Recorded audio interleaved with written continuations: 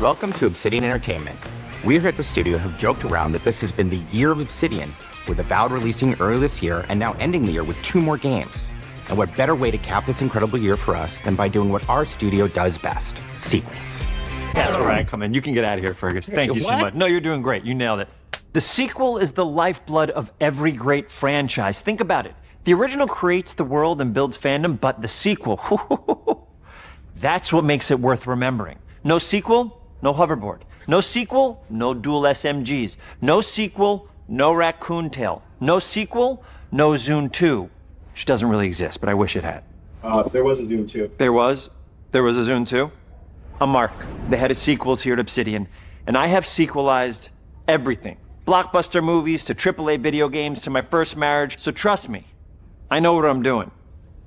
Come along on this journey with me. Part 2.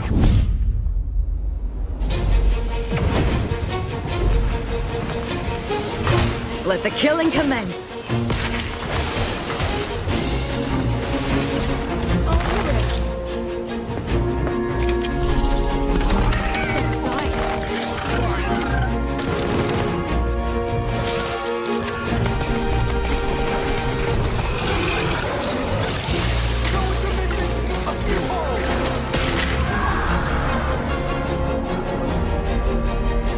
The Outer Worlds 2 is a sequel to The Outer Worlds 1. It's a continuation of the themes of robber barons in space and how people are controlled by the stories they're told by the people who have power over them.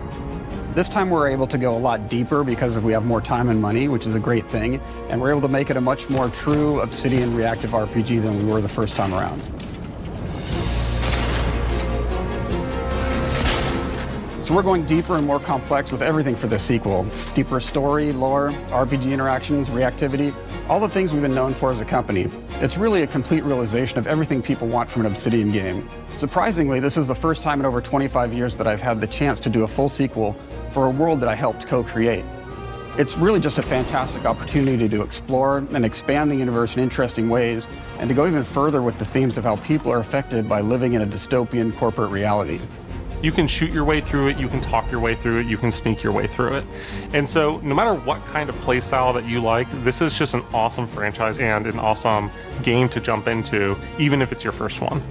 The first Outer Worlds was a great base to start from, as it has all the elements of a great Obsidian RPG. Interesting characters, deep worlds, important choices. In the Outer Worlds 2, not only did we want to double down on those elements, but we wanted to give players even more of it.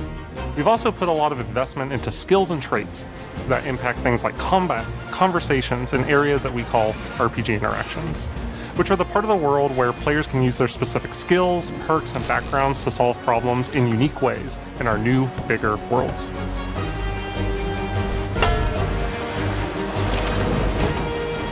I love a deep RPG experience, and building out that RPG crunchiness for our players was at the forefront of what we set out to create. We prioritize those deeper RPG options with different character builds and combos so players can express their role-playing power fantasies. We also have different equipment options for different playstyles and different companions with different abilities.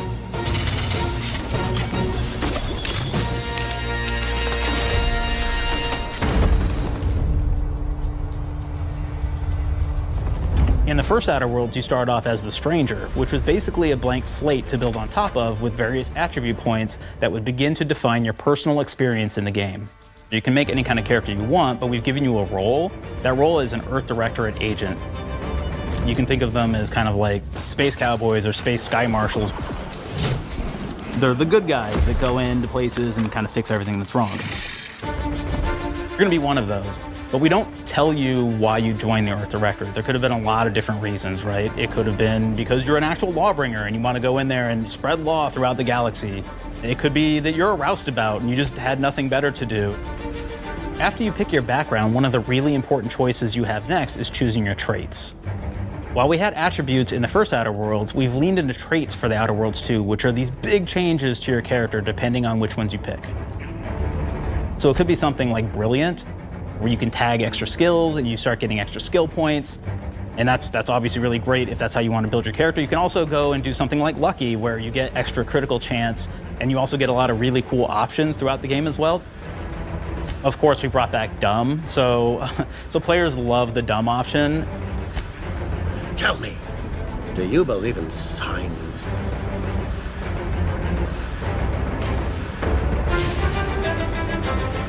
Not quite what I meant, but I like your contempt for boundaries. I could put your adventurous spirit to good use. You get like lots of really cool, fun conversation options in the game, but we took that even further. And again, there's lots of elements in the game where you can be dumb and use that for something. Could be something as simple as banging on a machine to get it to work. After you've invested in some of your traits, your next choices are going to be choosing your skills. The skills themselves basically allow you to build on your playstyle and what your character is doing in the game. That will be everything from playing stealthily to speccing for an explosive specialty.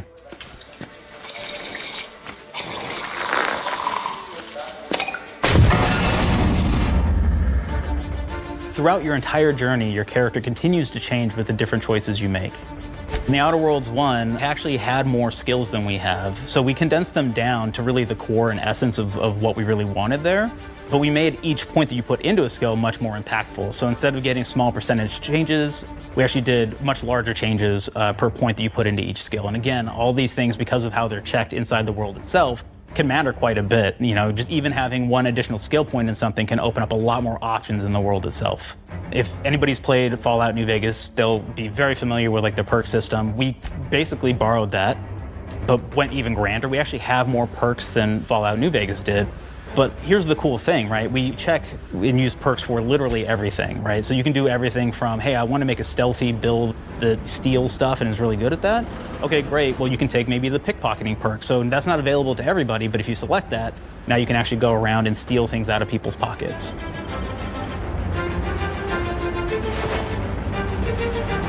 There's another perk called heavy-handed, right? Where say you're a melee person, what this does is now your power attacks that you use actually knock people down. Oh man, I really like the serial killer perk.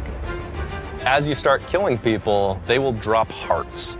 And you can take those hearts, and essentially you're taking these trophies, you could say, and it's actually giving you a permanent health bonus every time you do it.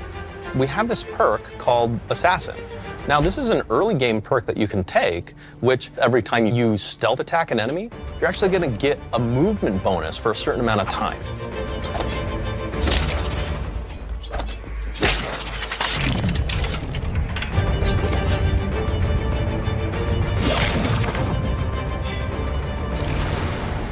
Flaws were a system that everybody loved from the first game, but we wanted to make it more personal to the player. We wanted it to really reflect how you were playing the game and give you a bonus that you actually wanted to really engage with.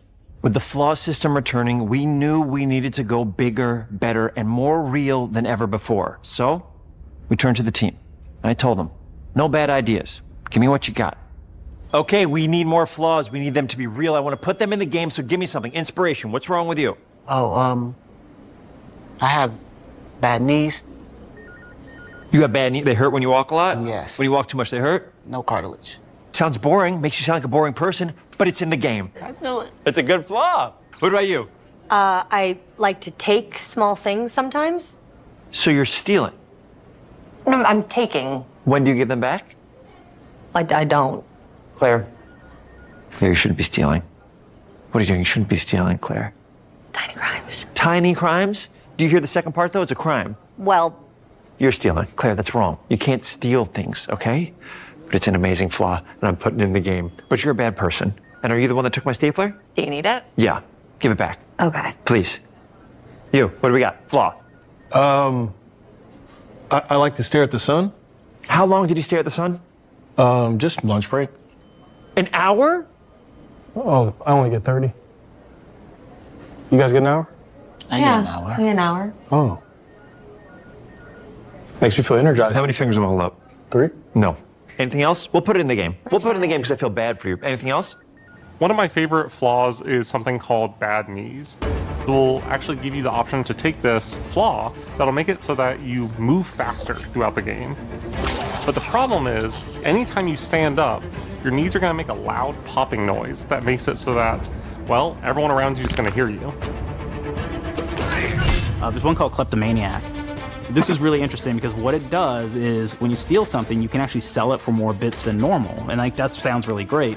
The drawback is sometimes when you're looking at things in the world that are owned by somebody else, you'll automatically steal them. So you have to be very careful about how you use them. One of our more wacky perks is the Sun Gazer Flaw, and it just gives everyone cataracts while playing their game. So everything becomes like light shafts and blooms and hazes, and makes the game pretty unplayable if you happen to choose that perk. If you happen to be the type of player that habitually reloads your weapons like I do, well, you'll be offered the flaw of overprepared. Now, you'll get larger magazine sizes on all of your weapons, but if you ever fully empty your magazine, you're gonna take a debuff for a while. While we support options like being a gunslinger who wants to key into destructive weapons, or a rogue who wants to alpha strike their enemies before they know what hit them, we also allow for a lot of fun and experimental builds. You can be a mad scientist who utilizes gadgets and wacky science weapons and armors, or even a psychopath who gains permanent bonuses to health by murdering their friends. Nothing shows the impact of these character build options better than, in my opinion, the bridge area, which has a quest you get early on in Paradise Island.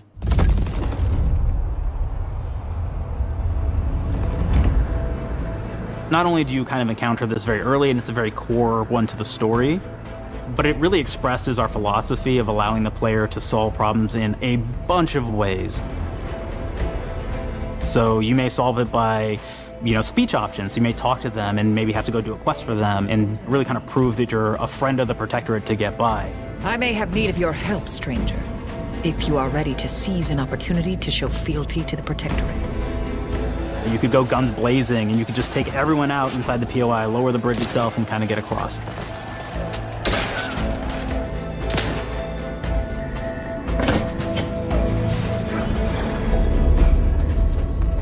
You could sneak in, lower the bridge, and then actually sneak in under the bridge to get over to the other side.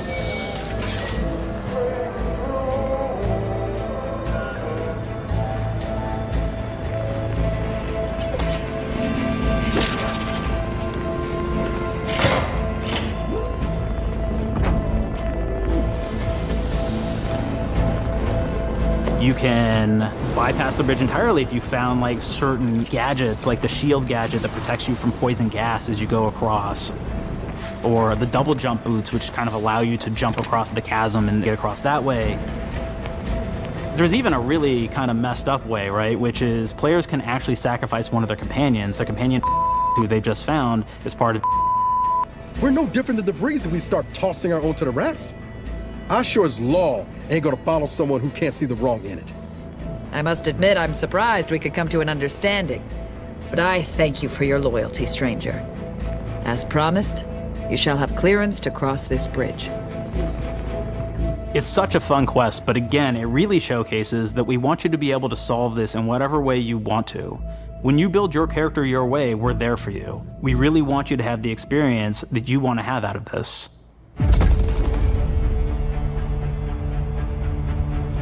From the very beginning of our discussions about the Outer Worlds, we really knew we wanted every game to take place in a different colony. This lets us expand on all aspects of the universe. Every colony can be its own thing with its own flavor, and we can center them around anything we want. Any ideas or setting we're interested in. Arcadia is an isolated colony with abundant resources, and it's run by an authoritarian faction called the Protectorate. Their dictatorship is thematically based around the question of how much freedom people will give up for security and luxury.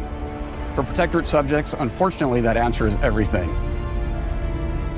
The Protectorate is also incredibly wealthy because it was founded by the inventor of the skip drives, which are the Outer World's faster-than-light engines. But those skip drives are starting to cause rifts in space-time, which are cutting off all the other colonies on Earth from being able to trade with each other. The Order of the Ascendant is an offshoot of the Order of Scientific Inquiry from the original game, and like them are a science-based religion with the same goal of solving the universal equation, which will allow them to predict and alter the future to the benefit of all mankind. They used to be part of the Protectorate, but they split off to focus on solving the equation for the good of everyone, not as a way to simply control the masses. The player's been sent to Arcadia as an Earth Directorate agent to find out how the skip drives are causing the rifts and what can be done to stop them.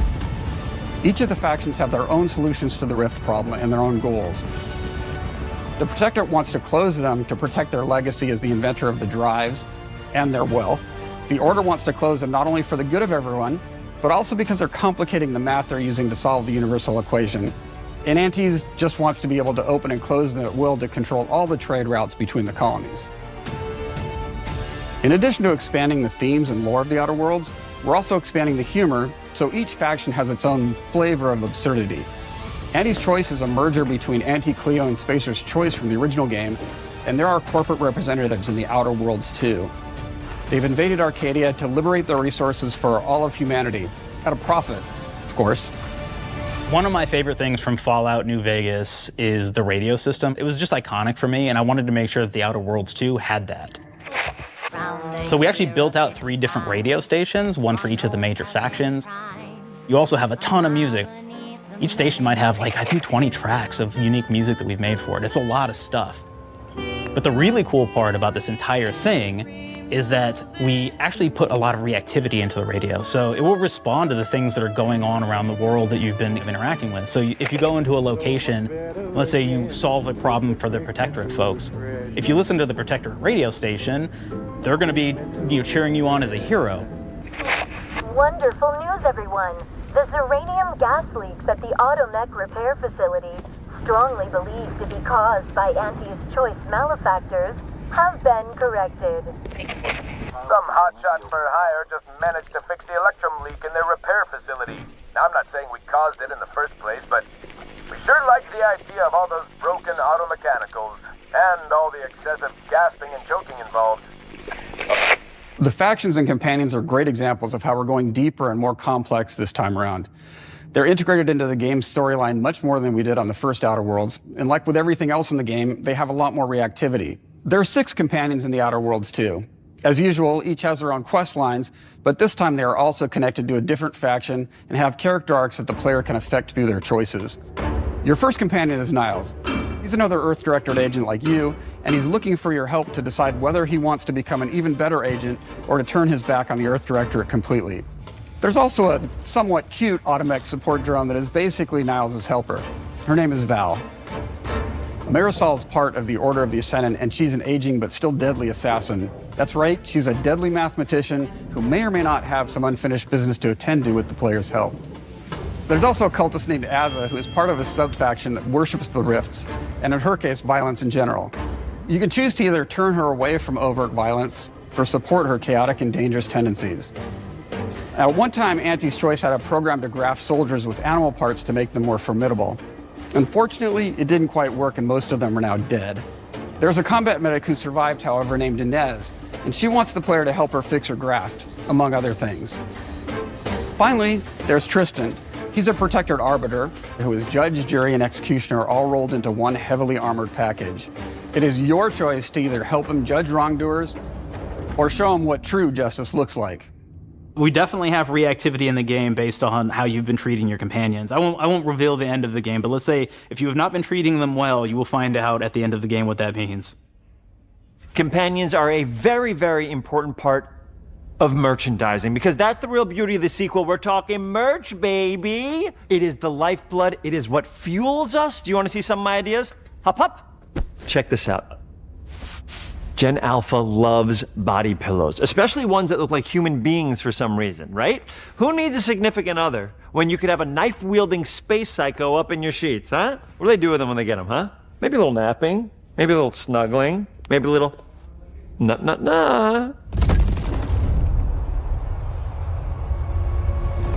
The visuals of the first Outer Worlds depicted a frontier colony in space. The Outer Worlds 2 is driven by an invasion of the Arcadia colony system by Anti's Choice, which shifts the visuals to be more reminiscent of a World War I-like setting in space. That evolution is seen across all aspects of the game, starting with the factions. How do you militarize everything, including extreme capitalists or math-crazed scientists? In a World War I setting, war comes with propaganda. The Sovereign uses it to maintain control. Anti's Choice uses it to help their bottom line. The Order just wants to show how it exists within the grand plan. We want players to feel like Arcadia is a living, breathing place scarred by a long-standing war. Fairfield, one of the first towns you encounter, was once under Protectorate control, but has recently been taken over by Anti's Choice. They don't just occupy the town, they rebrand it with their signature style, repainting buildings, posting guards, and adding propaganda-based holograms featuring Anti and the Moon Man. Showing the towns evolving after the invasion helps us push immersion for our players. One of our priorities in visually realizing the world of The Outer Worlds 2 was making sure everything is clear and recognizable from the player standpoint. We want to make sure each faction has a particular look and design. So when the player is running across these vast, different environments and landscapes, they're recognizing the motifs and visuals of who they're talking to, what they're going to be talking about, and how that progresses throughout the story. The first Outer Worlds was really about player interfacing with corporations. And while we have that in The Outer Worlds 2, we really want to express not just the corporations, but how the player interacts with other facets of the world, like government entities or religious structures. And then we elaborate on those. With larger environments, we wanted to encourage exploration by improving player mobility across the board. Now you can run, slide, double jump, mantle, and parkour your way through all of the nooks and crannies of these worlds. It really allows the player to just explore and have fun finding really cool stuff.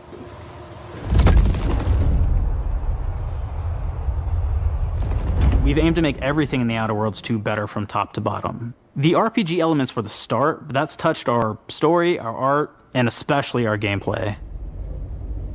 A good sequel is true to the original. That's first and foremost, right? Like, we all want to add in a bunch of things as you're making a sequel, right? We want to make it bigger and better in every way. That's what we were trying to do here. And I thought, we did not need this consultant. We've made enough sequels. We understand how to do this. And I will say, I don't think it's been entirely successful. I am very proud of the combat improvements we have made in The Outer Worlds 2, thanks to my patented combat system. You may be thinking to yourself, it can't be that good? Shush, what are you even talking about? You haven't seen it yet. Watch this. Put a helmet on, because I'm about to blow all of your minds with my COMBAT system, combat system. My name is Mark, I'm the head of sequels. Shall we begin? You're thinking, what's C for? C. Capitalize the fact that the people loved the first game. We're gonna take those people, we're gonna make them buy the sequel, giving out pounds, pounds, pounds. Quick ones, ha, ha, not you, Dev. Here we go. What comes after C? O. Optimize for player satisfaction. I am terrified of online gamers, okay? I wanna make them happy, so let's, okay? All right. Mobilize the players so they're ready for that sweet, sweet pre-order. Clap with me. Sweet, sweet. If you don't have rhythm, Brandon, just say it. Sweet, sweet pre-order. Everybody has a different rhythm, and it's blowing mine. And here we go. B, burglarize. What is this? It's basically just finding new ways to loot dead bodies. You know what I mean? Right, Otis? Okay, well, it's a big part of the game. A, you gotta agonize about how many people are gonna be angry that we have just put so much combat into this thing and almost no romance at all. We should look at ourselves. What is wrong with us? Huh? We can't have one love story in this? How many people have been in love? Raise your hands. Raise your hand if you're in love. Okay, are you lying? I have a wife. Put your hand down. T, toi. In French, that means two, sequel. I think that means 3. Okay, you're getting ahead of yourself. Come on, Claire. We're on 2. And how do we end it? Anything is possible. And we've established that we're the best there is, and there's no sequel better than us. And if I could just say one more thing, thank you very much. I know I've kind of changed the world of video games today. For The Outer Worlds 2, we wanted to improve gunplay in every way. We focused on improving the feel of each weapon, the way a weapon snaps into ADS, the way recoil feels when firing, and how impactful our sound effects really sell the weapon's fantasy, to things like how a unique reload animation can add a lot of character to each weapon. We've increased the variety of weapons by including new weapon types, but also through a host of fun and unique weaponry. We have things like the Bourse Blaster that fires out tumors that can explode like grenades, or can even be eaten by the player for additional health. We have a weapon called Rookie's Reward that will actually level up the more you use it throughout the game. And every time it levels up, it's got fun fanfare where it's like shooting out confetti and it's got a fun little setup. We have a really fun weapon called the Pop-Up Gun. It fires out ad drones that will distract your enemies with corporate ads, slogans, and jingles. While your enemies are distracted, you can focus fire on them or explode these drones for additional damage. New to The Outer Worlds 2 are throwables. So you can use frag grenades to flush out enemies, smoke grenades to camouflage and escape, distraction devices to bait enemies into a stealth attack,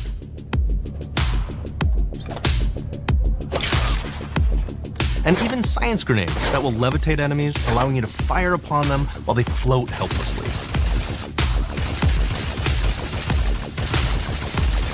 And of course, science weapons are back. We have returning favorites, like the Shrink Ray. This time it's been upgraded so you can shrink your enemy down to the size of a sprat and run over them, exploding them into bits. The Shrink Ray, that was probably my favorite one from the first game, so we brought it into the second game, but we improved it though. So instead of shrinking your enemies for a short period of time and having them re-expand, this time they stay shrunk, and we actually added in the ability to step on them and kind of squish them and kick them, because we knew that that was the player fantasy. We knew that's what everybody wanted to do. They wanted to step on the enemies, they wanted to kick them, so we made sure to double down on that stuff. In addition to things like our returning favorites, we also have some really fun and unique new science weapons. One of them is called the Armageddon. This one's really cool because it actually shoots out these masses that are like these little arms that will stick to people or cover or all kinds of different things, and they will continue to just hit them until they get destroyed. And we have another one that's just super cool called the Spectrum Dance Saber. This is a melee weapon that actually lets you attack to a musical beat. And if you continue to do that, you'll actually get additional bonuses each hit you do. One of my personal favorite weapons is called the Big Bang. It's just a big freaking gun that uses material harvested from rifts to shoot out a giant ball of energy, vaporizing everything in its path. Now, ammo's extremely rare for this weapon, but you can use it in just the right situation to devastating effects. Like another great one is Gary. If you wear Gary, he will lash out at your opponents as you're walking through combat. So we even have science armors, and we've really kind of shown off what we thought was really great for the player from a science perspective. We're all about letting people play the game their way. There are some players who prefer to be immersed in a first-person view, taking in all of the details. But there are others who really prefer to take the world in from a third-person perspective. Why not allow both? Well, now you can swap between the two, letting you enjoy the experience in whatever way you like. One of the things I really like about having the third-person mode is being able to see all of the fun and unique armors and armor combinations and weapons that you can equip your player with. All of the actions that you could do in first person, so you're double jumping around, you get to see your character in that way, and you get to take in the world and see things in a different light.